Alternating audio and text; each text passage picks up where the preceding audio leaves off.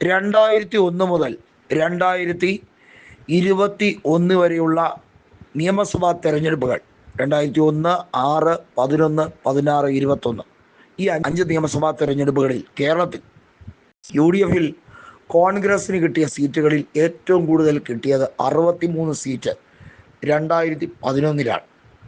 അന്ന് 100 സീറ്റുമായാണ് ആൻ്റണി സർക്കാർ അധികാരത്തിലേക്ക് വന്നത്. എന്നാൽ പിന്നീട് അങ്ങോട്ട് UDFിൽ വലിയ രീതിയിലുള്ള ഇടിവുണ്ടായി. 2006 കോൺഗ്രസ് തകിടം മറിഞ്ഞു. 2011 തിരിച്ചു വന്നെങ്കിലും ഏറ്റവും വലിയ ഒറ്റക്കക്ഷി അന്ന് CPIM ആയിരുന്നു. 2016-ലും 2021-ലും കോൺഗ്രസ് വീണ്ടും ദുർബലമാകുന്ന സാഹചര്യം.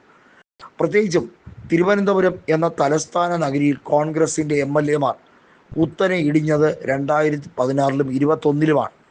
21 ആയപ്പോൾ കേരളത്തിൽ പ്രത്യേകിച്ചും തിരുവനന്തപുരം ജില്ലയിലെ 14 നിയോജക മണ്ഡലത്തിൽ കോൺഗ്രസിൻ്റെ ഏക പ്രതിനിധി കോവളം മണ്ഡലത്തിൽ M. വിൻസെൻ്റാണ്. ഒന്ന് ആലോചിക്കുക, കോൺഗ്രസ് എത്രത്തോളം പരിതാപകരമായി മാറി.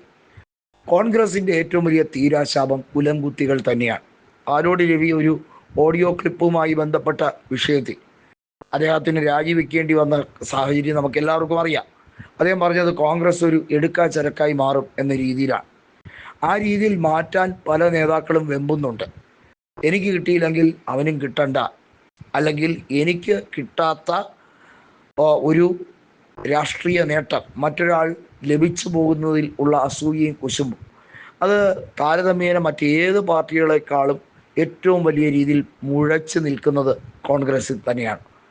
അതുകൊണ്ടാണ് ഇപ്പോൾ 6 കോർപ്പറേഷനുകളിൽ കോൺഗ്രസിന് 2 കോർപ്പറേഷനുകളിൽ ഏറ്റവും ദുർബലമായ ദയനീയ അവസ്ഥയിലേക്ക് പോകുന്നത്. തിരുവനന്തപുരം കോർപ്പറേഷനും അതുപോലെ തന്നെ തൃശ്ശൂർ കോർപ്പറേഷനുമാണവ.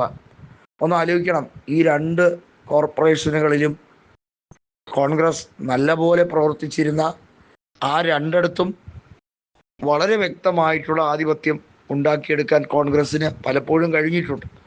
തിരുവനന്തപുരം MP ശശി തരൂറാണ്. എന്നാൽ തൃശ്ശൂരിൽ കോൺഗ്രസ് 3-ാം സ്ഥാനത്തേക്കാണ് കൂപ്പുകുത്തിയത്. എന്താണ്? പരസ്പരം കാലുവാരലും കുതുകാൽ വെട്ടലും കോൺഗ്രസിൽ താരതമ്യേന കൂടുതലാണ്. ഗ്രൂപ്പുകളുടെയൊക്കെ അതിപ്രസരം കഴിഞ്ഞു എന്ന് പറയുമ്പോഴും ഗ്രൂപ്പിന് അതീതമായി മറ്റ് ചില വലിയ ദുഷ്ടബുദ്ധിയോടെ പ്രവർത്തിക്കുന്ന നേതാക്കളുണ്ട്. KC വേണുഗോപാലിന് ഔദ്യോഗിക ഗ്രൂപ്പില്ലെങ്കിലും KCക്ക് പ്രിയങ്കരമായ അല്ലെങ്കിൽ KC താലോലിക്കുന്ന ചില നേതാക്കളുണ്ട്. അതുപോലെ തന്നെയാണ് രമേശ് ചെന്നിത്തലയെ സംബന്ധിച്ചിടത്തോളം, അതുപോലെ K. സുധാകരനെ സംബന്ധിച്ചിടത്തോളം എല്ലാം. K. സുധാകരൻ ഒരിക്കലും വ്യക്തി അധിഷ്ഠിതമായോ അല്ലെങ്കിൽ ജാതി അധിഷ്ഠിതമായോ അല്ല തൻ്റെ പിൻഗാമിയെയോ അല്ലെങ്കിൽ രാഷ്ട്രീയത്തിൽ കോൺഗ്രസിൽ വളർന്നു വരേണ്ടത് ആര് എന്ന് കൃത്യമായി പറയുന്നത് പ്രവർത്തന ശൈലിയുടെ അടിസ്ഥാനത്തിലാണ്.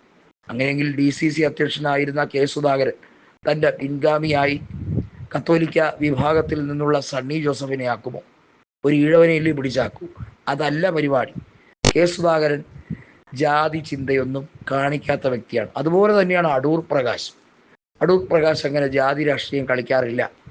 കോന്നിയിൽ ബൈ ഇലക്ഷൻ നടക്കുമ്പോൾ ഒരിക്കലും അവിടെ ഒരു ജാതി സമവാക്യം എന്ന രീതിയിലേക്കല്ല പറഞ്ഞത്, റോബിൻ പീറ്ററുടെ പേരാണ് പറഞ്ഞത്. അപ്പോൾ ഇങ്ങനെ ജാതിക്കതീതമായുള്ള രാഷ്ട്രീയം നടക്കണം.